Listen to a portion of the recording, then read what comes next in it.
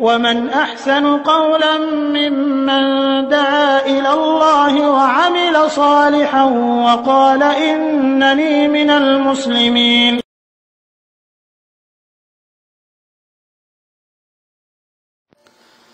আসসালামু আলাইকুম রহমতুল্লাহ। আমাদের এক ভাই প্রশ্ন করেছেন কচ্ছপ খাওয়ার প্রসঙ্গে। আমি আসলে উত্তর দেওয়ার পূর্বে আমি একটু ব্যাখ্যা দিতে চাই। সেটি হলো, সবসময় একটি কথা আমাদের মনে রাখতে হবে যে ইবাদতের ক্ষেত্রে আসল হচ্ছে, মূল হচ্ছে নাজায়েজ। আমি আবারও বলছি, ইবাদতের ক্ষেত্রে মূল হচ্ছে, আসল হচ্ছে নাজায়েজ। কোন ইবাদতটি জায়েজ? যেটির ক্ষেত্রে কোরআন এবং সহিহ হাদিসে কথা এসেছে, নির্দেশ এসেছে, সেটি হলো জায়েজ। কিন্তু ইবাদত ছাড়া অন্যান্য বিষয় যেগুলো আছে, আচার আচরণ, আদান প্রদান, ক্রয় বিক্রয়, মোট কথা যত ইবাদত ছাড়া যত বিষয় রয়েছে সবগুলোর ক্ষেত্রে আবার আসল হচ্ছে বৈধতা, জায়েজ। কোনটা অবৈধ? যে ব্যাপারে কোরআন এবং হাদিসে বর্ণনা এসেছে। দুইটার পার্থক্য রয়েছে, আপনারা খেয়াল রাখবেন। আমি আবারও বলছি, ইবাদতের ক্ষেত্রে আসল হচ্ছে নাজায়েজ। কোন ইবাদতটি জায়েজ? যেটি কোরআন এবং হাদিসে এসেছে। কিন্তু ইবাদত ছাড়া অন্যান্য বিষয়ে আসল হচ্ছে জায়েজ। কোনটি নাজায়েজ? যেটির বিষয়ে কোরআন এবং হাদিসে নির্দেশ এসেছে।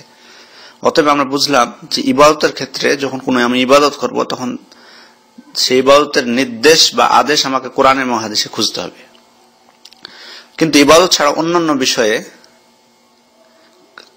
আদেশের দলিল খুঁজতে হবে না, নিষেধের দলিল খুঁজতে হবে, যে আসলে নিষেধ আছে কিনা। যদি নিষেধ না থাকে তাহলে আমরা সেটা করা বৈধ।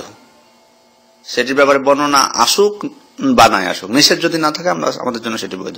কিন্তু ইবাদতের ক্ষেত্রে আপনার নিষেধ করা সত্য না, বরং আদেশের দলিল খুঁজতে হবে। যদি আপনি আদেশের দলিল না পান তাহলে সেটি নিষিদ্ধ, কারণ আসল হচ্ছে নাজায়েজ।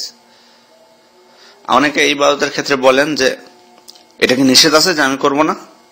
জি না, নিষেধ আছে কিনা এটা আপনার খুঁজতে হবে না। ইবাদতের ক্ষেত্রে খুঁজতে হবে যে আদেশ আছে কিনা। যদি আদেশ থাকে করবেন, আদেশ যদি না থাকে আপনি করবেন না।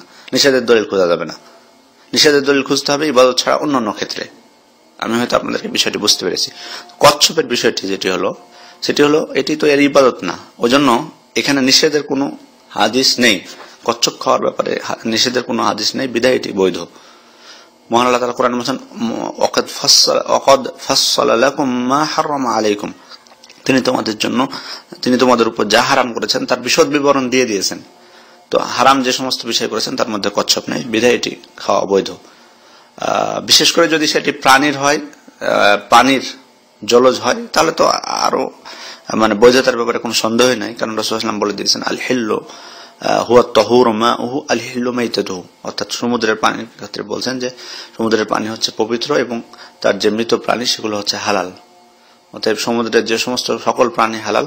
তবে আপনি যে কথাটি বলেছেন রুচির ব্যাপার, কারো যদি অরুচি হয় অবশ্যই সেটা খাওয়া উচিত না।